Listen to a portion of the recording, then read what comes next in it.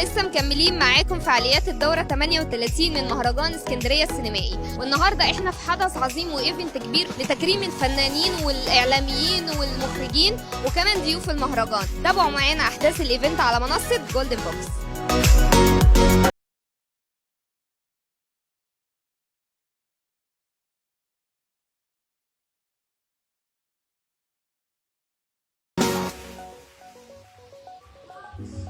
استاذ مايكل شاكر المدير عام لشركه بليرو اللي بتنظم النهارده حفل عشاء لضيوف مهرجان اسكندريه السينمائي. حابين نسال حضرتك في البدايه عن فعاليات التنظيم من شركه بليرو للحفل العشاء ده، وعن الخلفيات بقى والتحضيرات وكل الحاجات دي تمت ازاي؟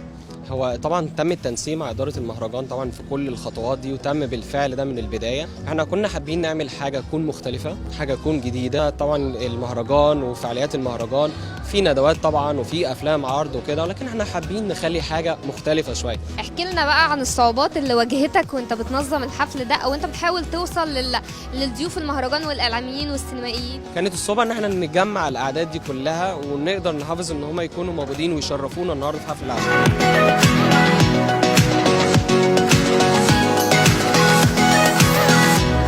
الفنانة هبة عبد الغني شرفتينا في مهرجان اسكندرية السينمائي الدورة 38. كنت حابة أسأل حضرتك التعاون اللي حصل بين وزارة الثقافة ومكتبة اسكندرية ونقابة المهن السينمائية، حابين نعرف انطباع حضرتك عن الدورة. الدورة دي دورة يعني ناجحة بنسبة كبيرة جدا، مش عايزين نقول 100% عشان ما نبقاش بنجامل، بس هي دورة ناجحة جدا يعني. طيب الاتحاد اللي حصل وان مصر هي الحاضنة لكل الدول العربية، وده حصل في الدورة 38، ان المهرجان ضم كل الدول العربية تقريبا زي تونس والمغرب والجزائر ولبنان، رأي حضرتك ايه في الاتحاد الثقافي الفني اللي حصل في المهرجان؟ السينما بدأت في الوطن العربي معانا وعندنا، وبالتالي كل الخبرات على مر السنين كبرت واتطورت، فمنطقي جدا ان مصر هي اللي تبقى بتجمع الشرق والغرب. يعني مصر بتجمع تونس والمغرب وتضم يعني وتضم في كل زي ما بيقولوا في كل الفعاليات تضم كل الدول العربيه على بعض يعني، وده يعني جدير بينا، يعني احنا اولى بيه والحمد لله قادرين نعمل ده بشكل كويس جدا يعني، وان شاء الله نفضل نعمله طول. احنا هنمشي بس مصر هتفضل موجوده طول الزمن والتاريخ، فتفضل مصر دايما قادره تعمل ده. الفنانة هبة شرفتينا، وان شاء الله نتمنى تكوني معانا كل الدورات الجايه. شكرا.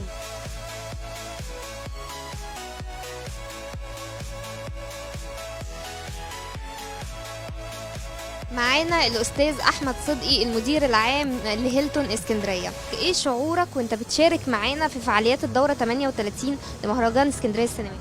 مساء الخير. الاول انا حابب اشكركم ان انتم متواجدين مع بعض، وان احنا يعني مشتركين مع بعض في تنظيم الايفنت دهوت، وان شاء الله يطلع حاجه مشرفه يعني تعكس اهميه اسكندريه يعني كمدينه رائده في صناعه السينما يعني. هيلتون ليه دور كبير قوي ودور رائد في الخدمه المجتمعيه، ممكن تكلمنا عنه؟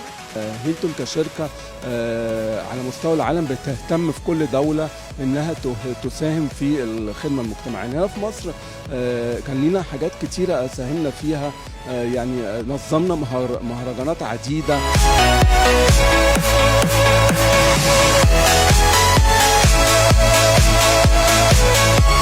أستاذة هانيا رشدي المدير التسويقي والعلاقات العامة لهيلتون اسكندرية الكورنيش، حابة أسأل حضرتك عن دورك التسويقي في التعاون وفي تنفيذ الإيفنت ده والخطوات اللي تمت والتجهيزات.